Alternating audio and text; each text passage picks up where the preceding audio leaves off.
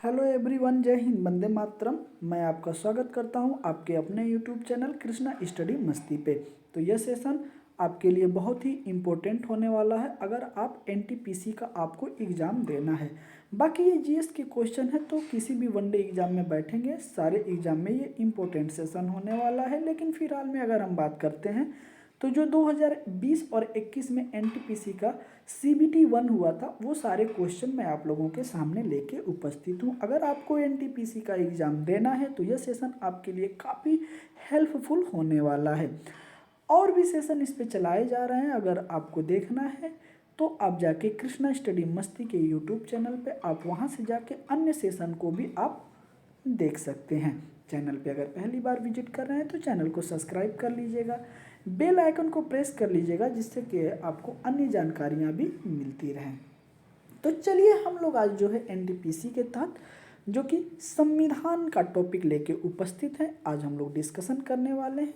और हम लोग इसके पहले वाले सेशन में 15 क्वेश्चन डिस्कशन कर लिया था। आज का जो सेशन है वो 16 नंबर क्वेश्चन हम लोग लेके आगे चल रहे हैं। ओके, तो जो है कि क्वेश्चन को आप बहुत ही ध्यान से देखिएगा। क्वेश्चन बड़े प्यारे, बहुत ही उम्दे हैं। क्वेश्चन नंबर 16 कह रहा है कि भारत का संविधान केंद्र और राज्य दोनों में संसदीय लोकतंत्र के रूप में शासन की यहाँ पे खाली स्थान रचना प्रदान करता है।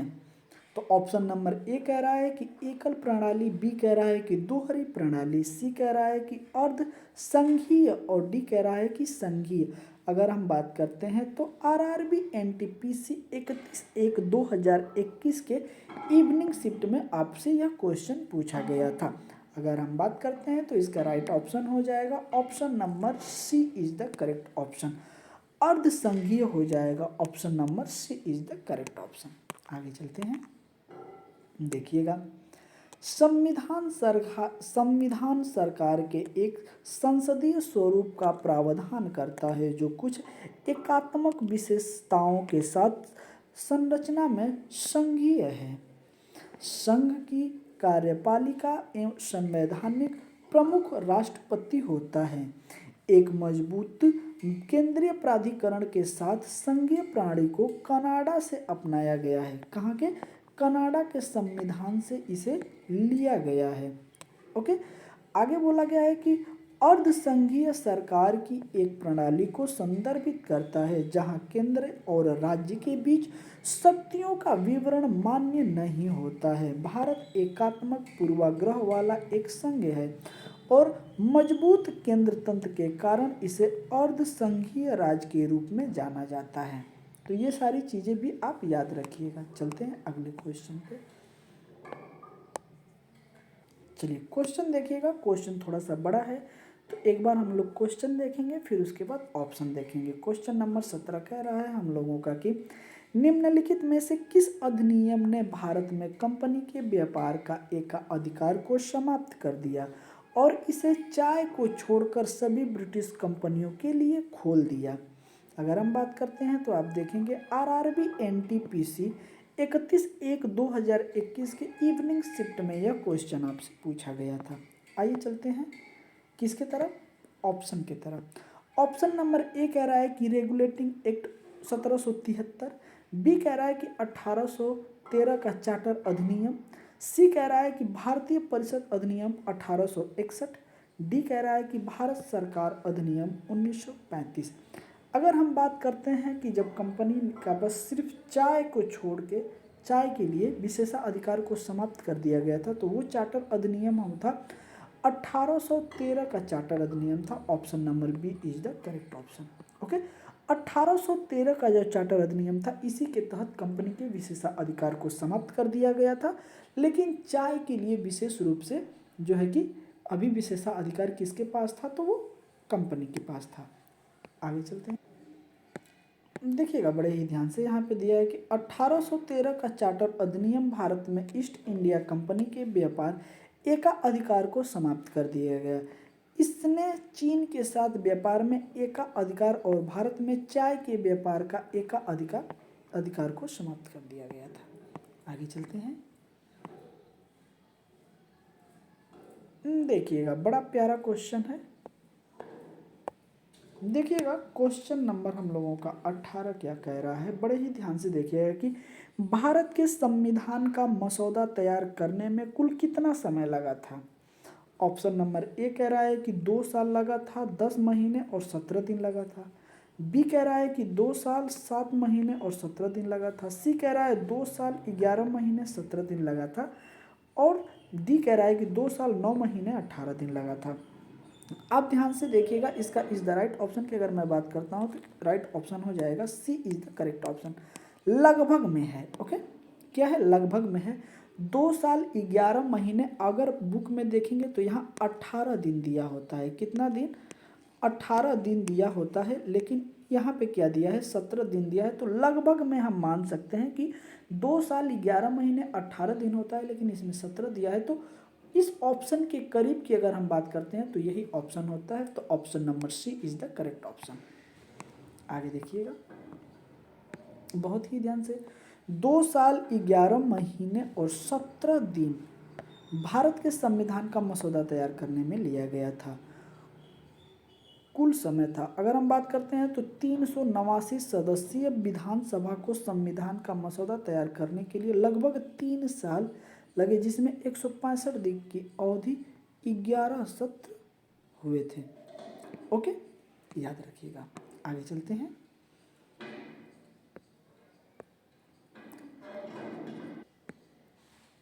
चलिए क्वेश्चन नंबर देखिएगा 19 कह रहा है कि कांग्रेस पार्टी ने 26 जनवरी 1930 को मनाया था, क्या मनाया था। ऑप्शन नंबर ए कह रहा है कि गणतंत्र दिवस, बी कह रहा है कि स्वतंत्रता दिवस, और डी कह रहा है कि भारत दिवस, और डी कह रहा है कि मौन विरोध दिवस। अगर हम बात करते हैं 26 जनवरी 1930 को क्या मनाया गया था, तो स्वतंत्रता दिवस मनाया गया था। Option number B is the correct option हो जाएगा। ओके, आगे चलते हैं। देखिएगा बड़े ही ध्यान से, 31 दिसंबर 1929 को नेहरू ने रावी नदी के तट पर तिरंगा फहराया और पूर्ण स्वराज एवं पूर्ण स्वशासन की मांग की, और स्वतंत्रता के लिए निर्धारित तिथि 26 जनवरी 1930 निर्धारित की गई थी।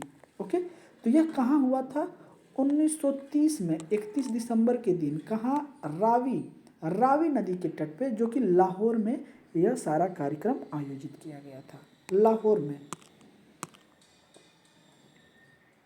आगे देखिएगा, अगला क्वेश्चन 20 कह रहा है हम लोगों का कि बड़ा ही प्यारा क्वेश्चन है कि भारतीय संसद के पहले अध्यक्ष का नाम बताइए। ऑप्शन नंबर ए कह रहा है कि बी आर अम्बेडकर, बी कह रहा है कि के एम मुंशी, सी कह रहा है जीवी मावलंकर, और डी कह रहा है कि राजेंद्र प्रसाद। अगर हम बात करते हैं तो आरआरबी एनटीपीसी इवनिंग शिफ्ट में यह क्वेश्चन पूछा गया था कि भारतीय संसद के पहले अध्यक्ष कौन थे, तो वो थे हमारे doctor Rajendra Prasad. Option number A, D is the correct option. क्या है, D is the correct option. आगे चलते हैं।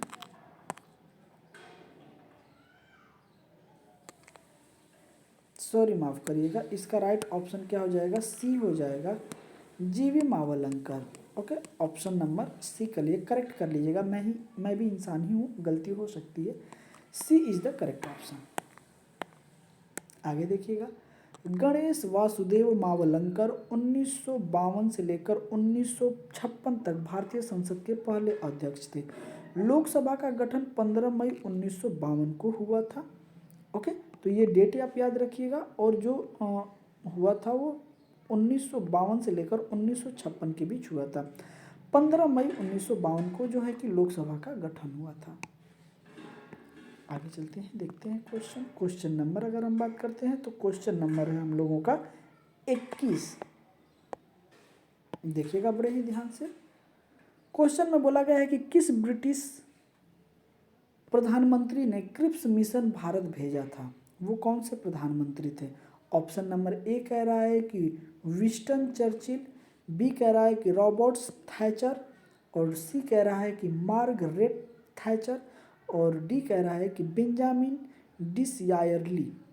अगर हम बात करते हैं वो कौन से ब्रिटिश प्रधानमंत्री थे जिन्होंने क्रिप्स मिशन भारत भेजा था, तो वो थे Winston Churchill. Option number A is the correct option हो जाएगा। ओके, आगे चलते हैं। बड़े ही ध्यान से देखिएगा। विंस्टन चर्चिल ने क्रिप्स मिशन को भारत भेजा। क्रिप्स मिशन मार्च 1942 के अंत में ब्रिटिश सरकार द्वारा द्विपक्षीय विश्व युद्ध के उनके प्रयासों के लिए महत्वपूर्ण भारतीय सहयोग और समर्थन हासिल करने का एक असफल प्रयास था।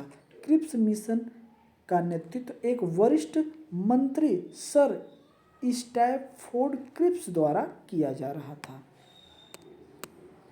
बाकी आप देखेंगे। आइए क्वेश्चन हम लोग देखते हैं 22। इसमें बोला गया है कि भारत के संविधान के गणतांत्रिक होने का कारण यह है कि यह यहाँ पे खाली स्थान है, देखना है। अगर आप देखेंगे तो आरआरबी एनटीपीसी 5/2/2021 के मॉर्निंग शिफ्ट में यह क्वेश्चन पूछा था।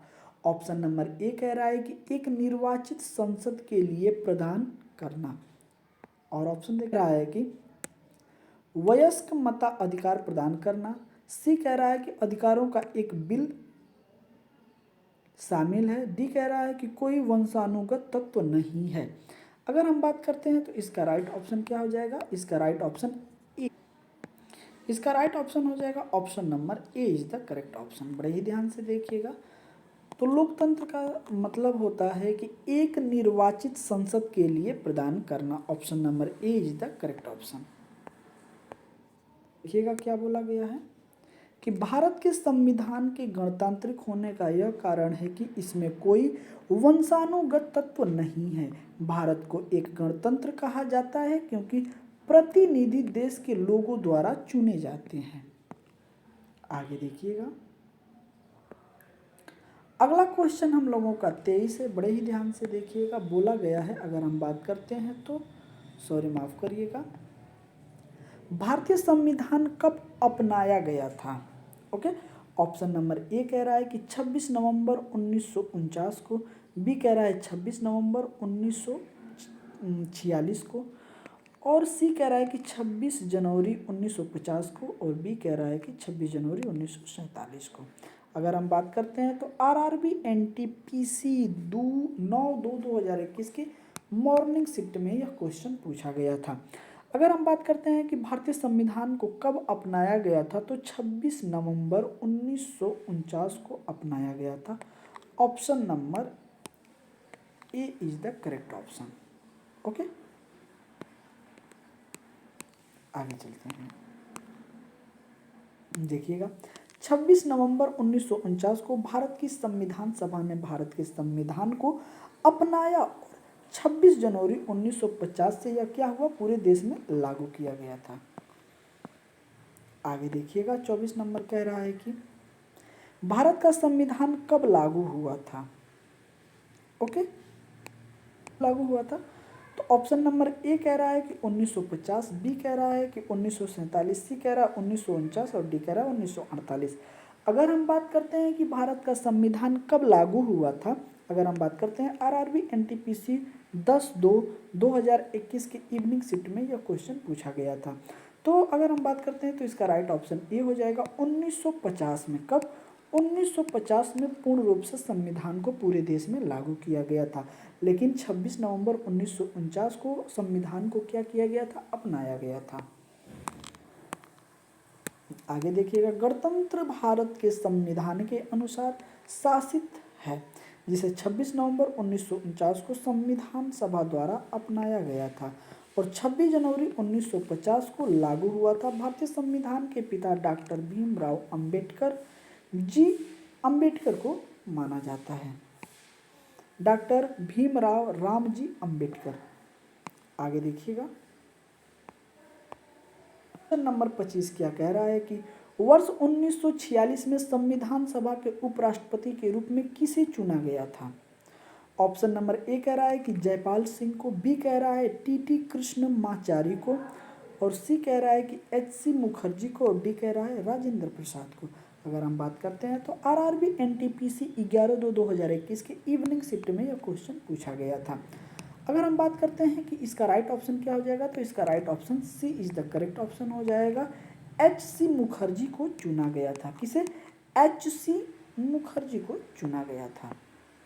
देखिएगा, 1946 में एच.सी. मुखर्जी को संविधान सभा के उपाध्यक्ष के रूप में चुना गया था। अस्थायी अध्यक्ष सचिदानंद सिन्हा और अध्यक्ष राजेंद्र प्रसाद कांग्रेस मसौदा समिति वी के अध्यक्ष आर.बी. अम्बेडकर थे। तो ये सारी चीज़ें भी आप याद रखिएगा। बहुत सारी चीज़ें इसमें टूल आपको दी जा रही हैं जो कि आपको याद हो जाएगा। आगे देखते हैं। चलिए क्वेश्चन नंबर 26 देखिएगा, बहुत ही ध्यान से देखिएगा कि 9 दिसंबर 1946 को हुई संविधान सभा की पहली बैठक के अध्यक्ष कौन थे? ऑप्शन नंबर ए कह रहा है कि मनवेंद्र नाथ राय, बी कह रहा है डॉक्टर सच्चिदानंद सिन्हा, सी कह रहा है कि डॉक्टर राजेंद्र प्रसाद और डी कह रहा है कि जवाहरलाल नेहरू। अगर हम बात करते हैं पहली बैठक जब संविधान सभा की हुई थी तो अध्यक्ष के रूप में डॉक्टर सच्चिदानंद सिन्हा को अस्थायी अध्यक्ष के रूप में स्वीकार किया गया था। Option number B is the correct option. लेकिन जब संविधान सभा का गठन हो गया तो अस्थायी अध्यक्ष के रूप में डॉक्टर राजेंद्र प्रसाद को चुना गया था। ओके, याद रखिएगा ये सारी चीज़ें। सॉरी, माफ करिएगा। देखिएगा 9 दिसंबर 1946 को हुई संविधान सभा की पहली बैठक के अध्यक्ष डॉक्टर सच्चिदानंद सिन्हा को चुना गया था। बाद में डॉक्टर राजेंद्र प्रसाद को इसके लिए चुना गया था। चलिए क्वेश्चन नंबर हम लोग देखते हैं 27। बहुत ही ध्यान से देखिएगा। किसने कहा है कि संविधान उपचार का अधिकार संविधान का दिल और आत्मा है? अगर हम बात करते हैं आरआरबी एनटीपीसी 2/3/2021 के इवनिंग शिफ्ट में यह क्वेश्चन आपसे पूछा गया था। ऑप्शन नंबर ए कह रहा है हम लोगों का, देखिए कि B.R. अम्बेडकर, बी कह रहा है कि नेताजी सुभाष चंद्र बोस, सी कह रहा है पंडित जवाहरलाल नेहरू और डी कह रहा है कि गोपाल कृष्ण गोखले। अगर हम बात करते हैं कि यह कथन किसने कहा था कि संविधान जो है कि उसका दिल है, तो ये हम लोगों के जो बात कहे गए थे B.R. Ambedkar. Option number A is the correct हो जाएगा। आगे देखिए, डॉक्टर B.R. अम्बेडकर ने कहा कि संवैधानिक उपचार का अधिकार संविधान का दिल और आत्मा है। अनुच्छेद 32 को कहा गया था। भीमराव अम्बेडकर को भारतीय संविधान के पिता के रूप में जाना जाता है। आगे देखिएगा, अगर हम बात करते हैं, चलिए देखिए बहुत ही ध्यान से देखिएगा। क्वेश्चन कह रहा है 28, भारत की संविधान सभा की पहली बैठक कब आयोजित की गई थी? ऑप्शन नंबर ए कह रहा है कि 9 दिसंबर 1946 को, बी कह रहा है 7 दिसंबर 1947 को, सी कह रहा है कि 8 मार्च 1945 को और डी कह रहा है कि 26 जनवरी 1950 को। अगर हम बात करते हैं तो यह आरआरबी एनटीपीसी 3/3/2021 के मॉर्निंग शिफ्ट में क्वेश्चन पूछा गया था। तो इसका राइट ऑप्शन क्या हो जाएगा? सॉरी माफ करिएगा, इसका राइट ऑप्शन हो जाएगा ऑप्शन नंबर ए। 9 दिसंबर 1946 को संविधान सभा की पहली बैठक की गई थी। आइए आगे चलते हैं, देखते हैं कुछ चीज़ें। भारत की संविधान सभा द्वारा पहली बैठक 9 दिसंबर 1946 को की गई। बैठक में कुल 211 सदस्य उपस्थित थे। संविधान हॉल में आयोजित बैठक, जिसे अब संसद भवन के सेंट्रल हॉल के रूप में जाना जाता है। आगे देखिएगा, चलिए देखिएगा क्वेश्चन बड़ा ही प्यारा है।